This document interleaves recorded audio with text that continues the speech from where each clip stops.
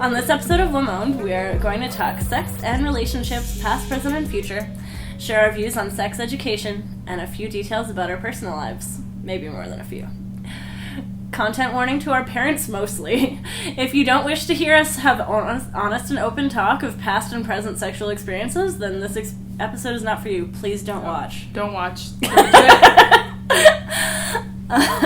We recommend that people under 18 get their education from resources intended for them, such as scarletteen.com and Clinic in Winnipeg.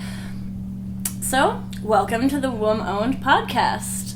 I'm Elena. I am a polyamorous queer woman and a single mom currently dating a man and a woman separately.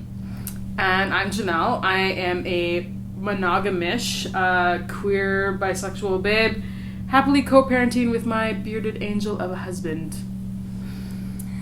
This is where we have uncensored discussions about everything from sex and relationships to politics and feminism. And the art of balancing being mothers, business owners, and trying to have a social life. Attempting. Being the change we want to see and working to create a world we can all succeed in. We have shit to say, and you're going to want to hear it. So, as I started to say, I identify as a queer, pansexual, and polyamorous person, which to me means that I tend to be attracted to people by personality. Their genitals don't really matter in regard to my attraction to someone. That's in regard to pansexuality. In terms of polyamory, I tend to just love the people around me. The people I'm close to, I just love on different wavelengths in different ways. I love you. And that just tends to get expressed in different ways because it just feels natural. How would you describe how you identify, Janelle? I think for the most part of my life, like, I realized that I was bi when I was a teenager. And honestly, probably even earlier than that, because I know there were a few incidences when I was a young girl and I was very curious about other young girls, and sometimes I got into trouble.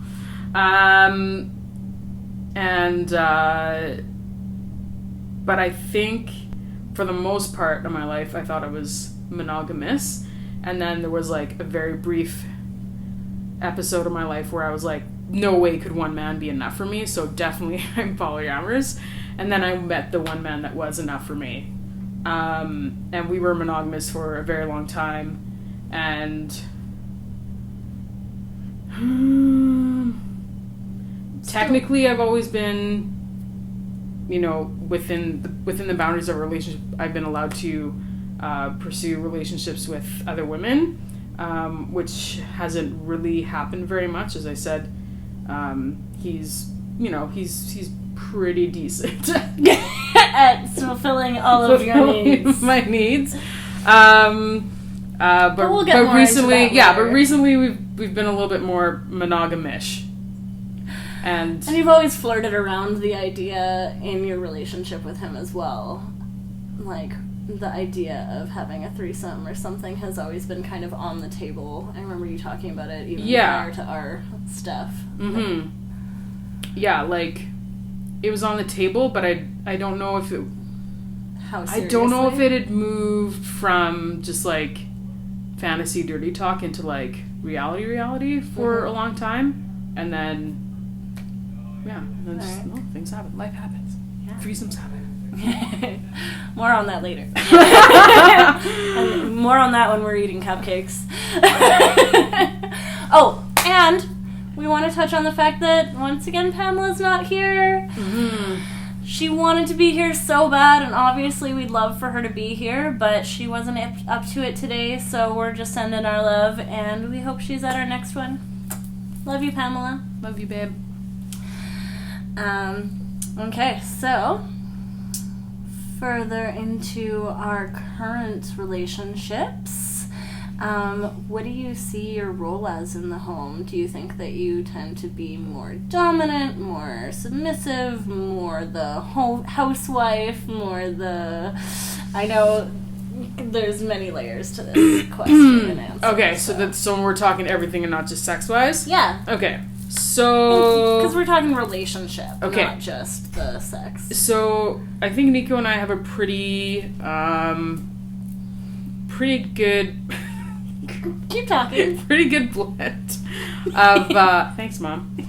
Of, a pretty good example of what, like a true feminist, like 50-50 or 100 as some people like to call it, relationship. There are definitely some things where we align naturally with more stereotypical gender roles and other ways that we don't. So for example, I really care about my environment. I like, design is very important to me. I like having, a relatively clean and organized area. Logistics is really my thing. So in terms of planning and scheduling, keeping a lot of things kind of in my head, a lot of long-term planning, that's all my kind of domain. Nico is really great at cooking. As I said in our previous episode, I have not cooked in almost 7 years, which is fucking fantastic, and I strongly recommend it to all women who don't want to all people who don't hate love cooking, especially if you have a partner who loves cooking. Yeah, right, exactly. I'm like, we tried it first. We're like, oh, well, maybe we should take turns, and it was like, he hates washing dishes. I hate cooking. Why the fuck would we do that to ourselves? Right? So, yeah, so we just don't. We don't. And it works great. And Nico's also really good at, I'm not very good at, things like getting on the phone or, I'm not good at, like, quick reaction time type stuff. So if I'm like, oh shit, we need to do this, like, if we waited for me to do it, it would never get done. So Nico is often the guy who, like, runs out to get groceries or calls to make an appointment or whatever. And that works really well for us. He's also been, like, the primary parent while I've been working, and on the odd, my work takes priority more often. And while we don't have childcare, he's been the primary parent. And then, the few times where his work takes priority, then I step in. Mm-hmm. And... Well, we'll get into sex after, so okay. I'll comparatively say my circumstance. Okay. So currently my partners are fairly new, so I don't live with them, so there's a little bit less give and take in terms of, like, household duties. Yeah. I definitely feel like I get just as much out of my relationship with my partners that I give to within them. So I feel like that's just totally equal for the most part, I would like to think. And I think that in terms of, like, who wears the pants in the relationship, my favorite saying that, as far as I know, I coined is, I prefer a relationship where no one wears pants. I think the best relationships, no one wears pants. At least some of the time.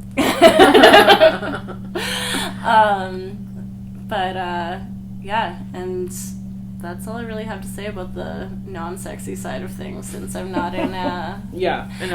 in a domestic relationship right now. In the past, in domestic relationships, I guess I've mostly operated around... These things are important to you, you should do those things. These things are important to me, I'm going to do those things. And that's mostly worked because as long as both people want to put effort in, I find that ends up being an okay balance. At least it has been up till now. Yeah, and that leaves room for people to, as long as there's respect and mutual effort, that leaves people room to bring up stuff that maybe isn't being done that you want to be done. Yeah. That somebody else needs to take care of or whatever, but... And it, like, minimizes bickering. Yeah. If you're like, I really hate when the sink is dirty, so I'm going to clean the sink. You know, maybe you're gonna ask your partner to like make sure they wipe their hair out of the sink, or, you know, if they're shaving or something. But for the most part, if that's the thing if that's that matters, your thing, then you take care of that thing. I agree.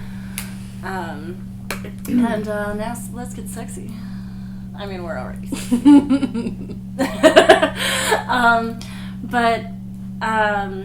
Yeah, in terms of sex, I identify as a switch. So to me, that means I like taking the lead sometimes, and with some people. But other times, I want to be completely submissive and just have someone else take the lead and do things to me or make me do things. I'm primarily submissive, and in very, very rare circumstances, the boss. Mm-hmm. When it comes to bedroom stuff. Mm-hmm. I think it's because I'm the boss everywhere else. Pretty bossy in normal life. I know that probably is surprising to a lot of people. But, yeah, it's like that stereotypical, like, you know, like the CEO has been making decisions all day and all he wants is a woman to, like, you know, tell him to get on his knees and lick some boots. I'm not a boot licker, but I'm just saying, like, I kind of want to shut my brain off and just enjoy myself and have someone else make the decisions. Absolutely. Yeah. I've kissed boots in that type of setting. Mm. Not because I'm super into it, but boots? Like, I don't think so. I'm not super into boot kissing or anything, but it's more about like the degradation and the act of it being submissive. Yeah. So I was down. Definitely into different flavors of submissiveness / humiliation / service. I don't think service maybe. Degradation not really. Fair enough. Yeah. I know there's like what the fuck is the difference, but there is. There's definitely a difference. Yeah. Like service could be simply like, I'm gonna bring you your coffee exactly how you like it, exactly when you want it. And then degradation is more like how you're treated in the process. So you can bring coffee and like the person can be like, thank you. Or they can be like, go get my fucking coffee. And you're gonna go get that coffee, and then they're gonna say, well, you better serve it to me like crawling on your hands and knees, and that would be more degrading. So what would you say the difference between degradation and humiliation is? Generally I would say humiliation, in my opinion, humiliation is more likely to be in front of more people, because there's more of that embarrassment factor added into the degradation. Okay. Different things can be more degrading, and different things can be more humiliating, I think I need to think about it a little bit more before I speak intelligently and eloquently about it. Have you noticed an increase or decrease in sex since the beginning of the relationship? Oh boy. Do you want to go there? Like, holy shit. Like the first 3 months. It was on. It was fucking on. And Nico and I had both previously been in relationships where our partners were not, just sex was not a priority for them, or they weren't as interested. It just was not a need for them the same way it was for us. So when we first got together, it was like, okay, before we do this, like, do you like to bone, yes or no? And how many times a day? And we were both like, on a good day, 3 times a day, probably averaging once a day. Like, you know, realistically. And we were like, yes, that sounds amazing. As the long-term this is intent, happening. Correct? Well, yeah. I think that would probably been pretty naive, but like, I think mostly like, just in the beginning. As the intent. I mean, 3 times a day is crazy when you think about it. Anyway, it worked. It worked for a very long time. Yeah, like in that initial phase where like you are horny, non-fucking stop, and all you can think about is the next time you see your person, and you're just like over the moon, and nothing else matters, and you just do the dumbest stuff so that you can be together 24/7. Yes, we end up averaging 3 times a day for 3 months, which was amazing. And then it kind of dropped off to more like once a day for a while. And then it kind of tapered off to like a couple times a week. And now with the baby, like there's been times where it's like once a month, once a week, a couple times a week, once every couple weeks. There's really way more sporadic. Way more sporadic. We haven't really found a new rhythm yet, and I really fucking hate it. Like, sex is really important to me, and it was a really important kind of like tenet of our pillar of our relationship, and I hate that I just don't have it. That I just don't have. I don't have the energy, and I just don't feel driven, like aroused. Like there's no libido. It's like once a month. There's like, oh, and then it's like, all right, well, we better fuck now because we know it'll happen again. You wait a half an hour, the window might close. Yeah, and then so there are a couple strategies that we kind of tried to come around, because I think you and I talked about, like, you know, there are moments where you can be not like talked into it, but if your partner is, you know, like touching you or saying the right kinds of things, and if it's a low pressure enough situation, your body kind of, you know, can receive but might not have the energy to give on the same level, but you can still enjoy being present and have sex even though you're not all in the way maybe you'd like to be. Yeah. And the other thing that we realized that there were lots of times where like when we just absolutely were like just dead fucking tired, and so it's like there's kind of like there's like different lines. There's like does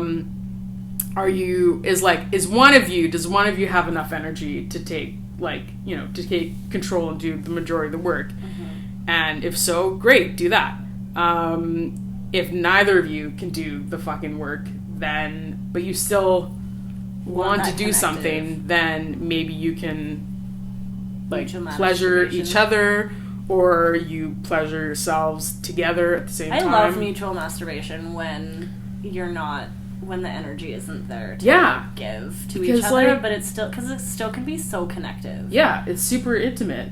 Yeah. And then a lot of the sex becomes about you talking. For us, it ends up being talking, because that's how you connect if your bodies aren't mashed together.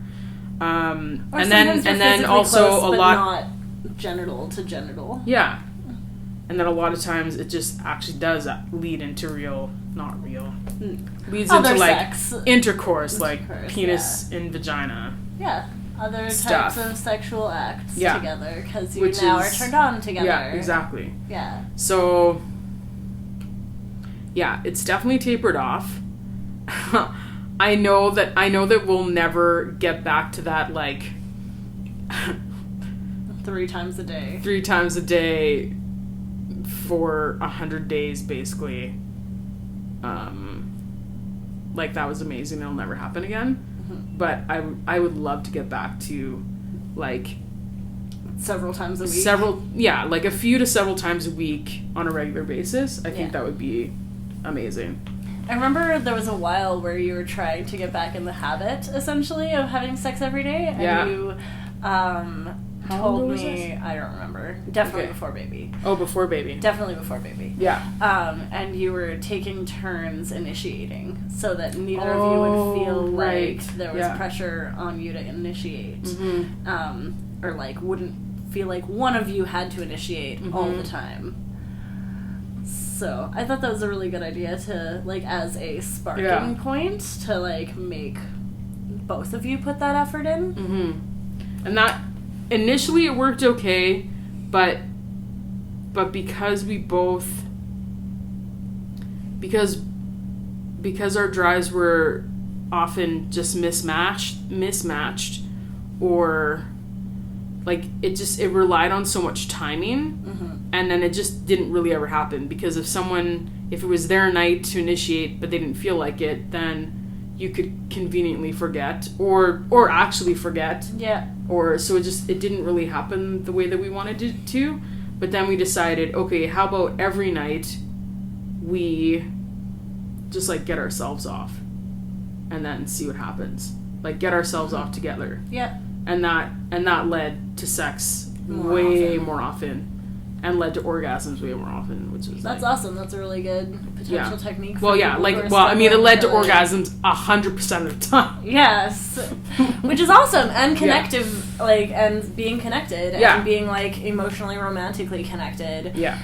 Especially at the end of the day, I mean, I feel like that's something and it you didn't could feel even like do some of the time when you do have some energy for that, even with a baby, because it creates that connective moments. Absolutely. Is there an element of kink in your relationship? There definitely was in the beginning, although Nico...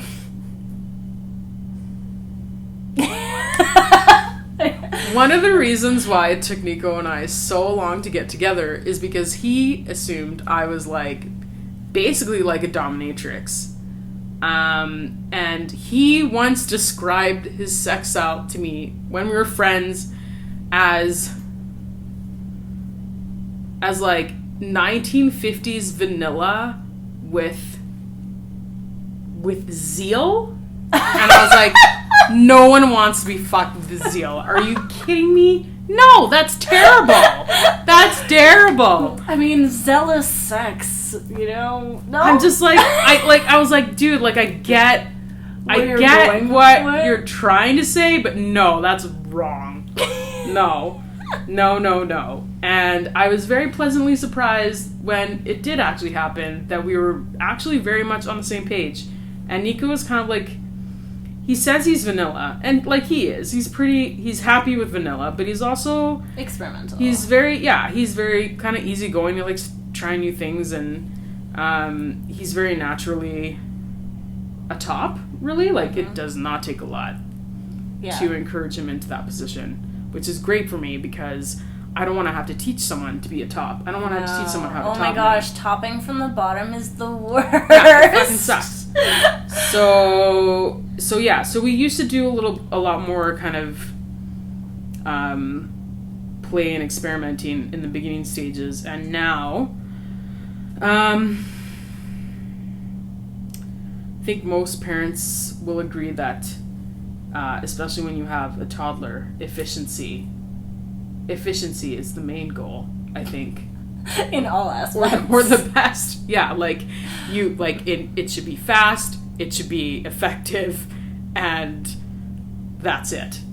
Like, hopefully enjoyable. Yeah, well, and enjoyable. Well, I think that falls under effective. Yeah. And then, you'll get the rest back when your kids are like 8 or 6 or I don't know. I don't know what age you get them back at. We're only at 17 months right now, so we'll see. Although there have been a few special moments. More on that later. So for me, kink is really important to me. No way! I know, that's shocking. Literally shocking. I mean, shocking is fun.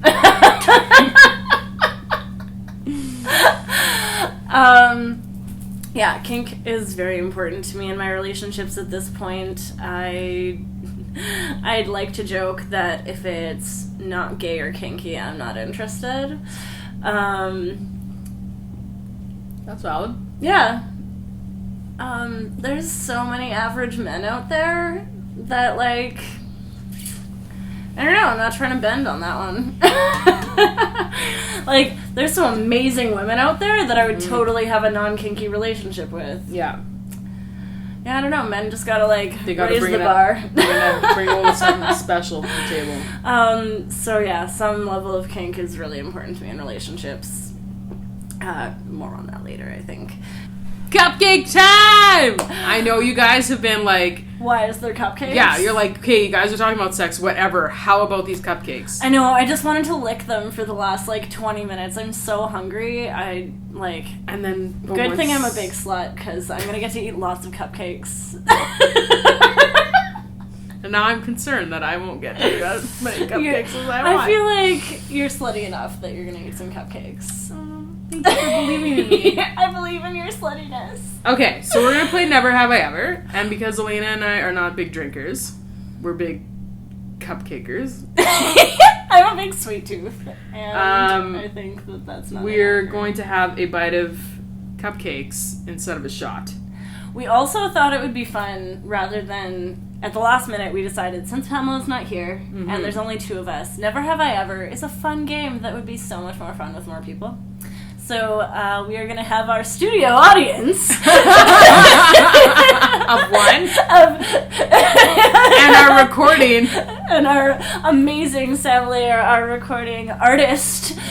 Recording artist. Yeah, that's not the right term, but you know what? It's you're fine. The artist of Everybody knows us. what we're meaning. The artist of recording us. Videographer extraordinaire Sam Lair. Are going to participate with us. And so they get to eat cupcakes with us. How we're going to do this is it's going to be treats for good girls or boys. So for everything you have accomplished in your slutty life, you get to have a bite of cupcake. Okay, so what's a bad girl? What's bad behavior? There's no such thing. Oh, okay. Being a bad girl is just... Being a bad girl is a good trope girl. Yeah. Okay. Enjoying your fucking life. I agree. Okay. Okay. Are you gonna start? Would you like me to start, or do you want to ask first? Do you want to go first, Janelle? You want me to take the lead? I know you want me to take the lead, Janelle. It's true. I'm very submissive in pretty much everything except for my business, and I've heard. All right. So, you can start. you want me to start? Of Sure, course. go for it. Okay. Do you squirt from orgasm? No, no. We're You starting go. in order? No, you should go. But you go. Oh, Never have I ever. Oh, I'm already playing the game wrong. I started the game and I'm playing it wrong. It's okay. You just got really excited. I know. It's true, I did. Okay. Okay, so never have I ever squirted from orgasm. So then you take a bite. Because we have. Do you need a who needs a fork? Does anybody need a fork? Or is it just us slutty McSluttertons over here? Don't guys typically squirt? I mean, yes and no, because technically, just you need to eat that off your thumb now. Just suck it off. It's fine. That's what she said.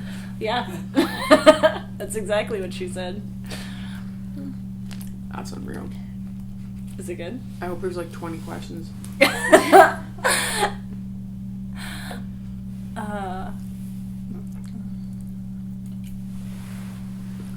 I just took a tiny bite. I need to take a bigger bite to add up to yours. Well, I think I should take a smaller bite because it's going to take 50 minutes.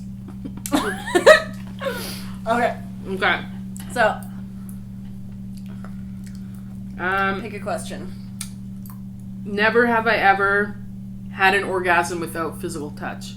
For example, I have accidentally had an orgasm because I had to pee really super bad, and I just kept like, yeah, we're you know, all sharing. just like squeezing my thighs together over and over and over again, and then boom. That's awesome. Yeah. I would, like, that's essentially orgasming from just like Kegels. I have not orgasmed. Yeah, it was pretty from awesome. That, and I know but technically I I took a little piece, but I'm gonna take another one for that one. Because I feel like it wasn't. Oh, this one has a cream filling. That's what she said. I know, right? Okay. Turn that around, yeah. It really does have a cream filling. Are you going next? We're on here. Yeah. Never have I ever had a threesome.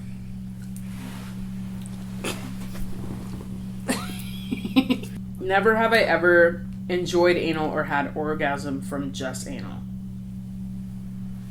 I feel like Giving or receiving? Receiving.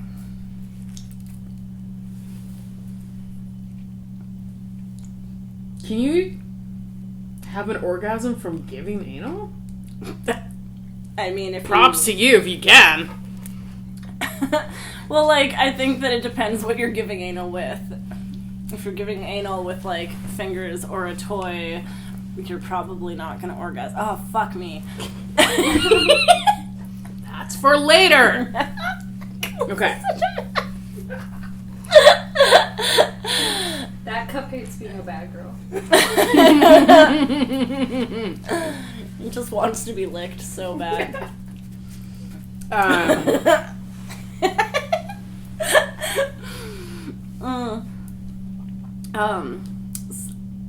yeah, I feel like it's definitely possible to orgasm from giving anal if you have a penis your and you're penis. inserting it into. Yes, okay. Yeah. Yes, Okay, it counts. It counts. I get cupcake.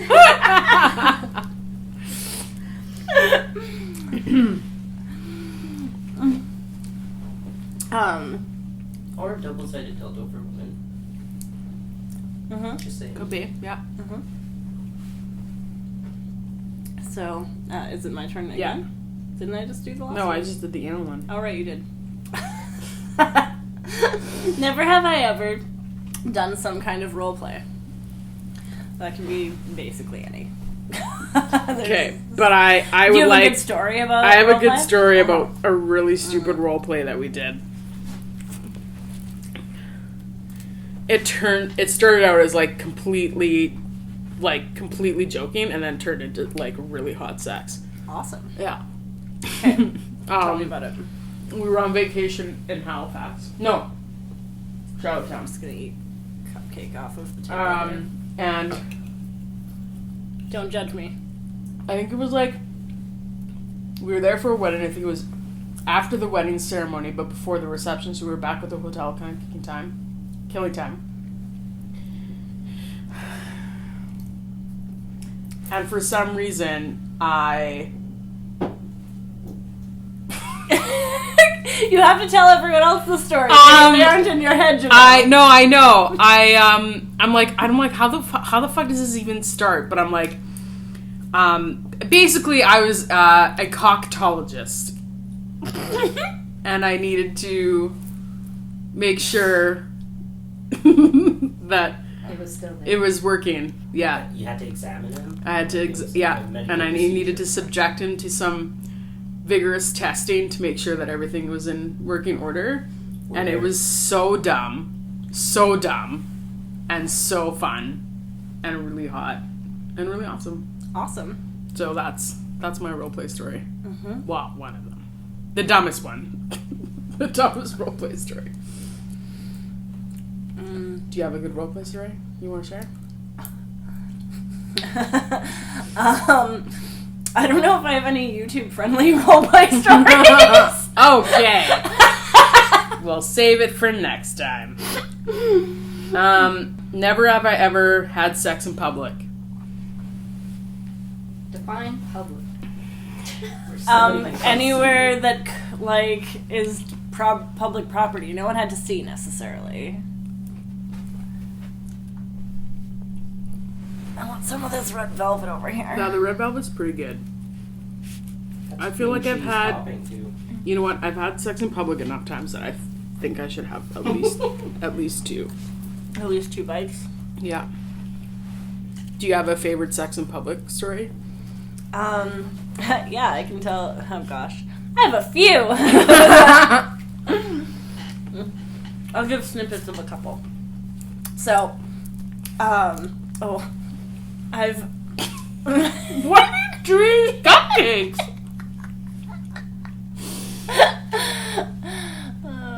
They just want a cream on everything. I said that on purpose, 100%. I don't doubt it. So, when I was a teenager, I mean, adult, wink wink, I didn't have anywhere to go have sex, as most teenagers struggle with. So I had a lot of sex in cars. And I was caught by the police on 2 different occasions having sex in a car. Fortunately, the cops essentially just said, you can't do that here, and sent us on our way. Yeah. More fun than that, when I was about 18, I was decided to have sex while I was at a nightclub. So, Oh, they really don't like that.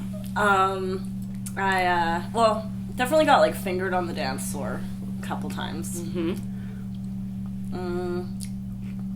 And one day I decided to find somewhere to have sex at the club, and on like a staff staircase at the back we went and had sex, and definitely got caught by staff and got kicked out of the staircase. I kept my clothes on and I was wearing like stretchy pants. I like managed to pull them out of the way and had sex on the stairs.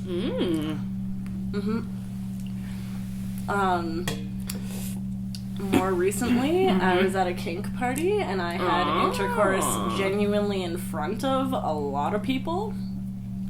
I don't know how many people saw, but it was a good time. That's awesome.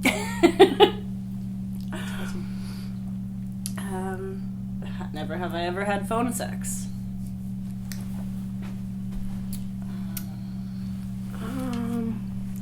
When I was a teenager, I had so much phone sex. Like, all the phone sex. I actually cannot remember any phone sex. I'm making a mess. I can remember sexting, but no phone sex. And I feel like that must be wrong. I feel like I must have had Like, phone sex. right, like how does a Yeah. 35-year-old woman not have had Especially phone because sex? texting wasn't around when we were Yeah. younger. I mean, by the time I had a cell phone, I wasn't sexually active before I had a cell phone. I also had a cell phone pretty early, I guess. Right? I think I was 15 when I had a cell phone. Yeah. But even then, like, texting wasn't really a thing. No, it wasn't then. really a thing. So... No, I just I had remember phone being sex. like, why are people texting me? Oh, just pick up the phone. Now don't. Oh, how little we knew. Okay. Never have I ever done some type of sex work. We're defining sex work as an inclusive title encompassing nude models who sell their materials knowing their patrons are using them with the intent of masturbation material, cam workers, phone sex operators, selling panties, and in-person sex workers. Am I doing sex work right now? Who the fuck is gonna masturbate to this is what I want to know. Someone. That's okay. Well, that's a thing. People will masturbate to anything. That is true. We believe in the equality and rights of sex workers from all walks of life, and that adults who choose to do sex work should be no more demonized than someone in any other career, whether they love or hate their work, just like any other person at their job. Sex work is not the same as sex trafficking. Sex work is a consensual transaction between adults, whereas sex trafficking is forced upon a person and may include underage individuals, coercion, and little or no compensation. And obviously, we are not fucking down with that. Yeah. I remembered I did. Yes! I wasn't sober. You just want a cake. Yeah, oh, totally. How do you think this never have ever went? Did it I think it was succeed? Did it meet or exceed your fantasy? fun. Did it exceed yours? You're the fucking good cupcakes, man. These are great cupcakes. Great I think this cupcakes. was very fun, and we need to find more reasons to eat cupcakes. I wish there had been more questions and we had more time. Yeah. So I got more cupcakes. I mean, we can always do this again. Yes, okay. So, in closing, there will be links in our show notes to everything we cite here, complete with a transcript of all of our content. We will also expand on some of the vocabulary that we've used as which was a suggestion made by one of our viewers who wants to make sure that they understand kind of all the concepts that we're discussing. We want to hear from you. Please email us at info@womOwned.com to tell us what brought you here and what you loved and hated about this episode. Let's be real, you loved all of it. And last but definitely not least, we want to highlight your business. Please tell us about yourself, how you got to be business owner, and what makes your business that extra bit special. We would like to highlight at least one woman per month. Let's raise each other up. And Thank you for listening to womOwned. If you believe in what we are doing, please share our posts that you like and tell anyone who will listen about our series. Please follow our Facebook and Instagram and subscribe to our series on YouTube. Just search womOwned. So you can stay up to date and be a part of the community we are creating. Please go to our website, womOwned.com, to subscribe to our newsletter. Love us or hate us, please review us. We want to know what you think. We've got shit to say, and you're gonna want to hear more.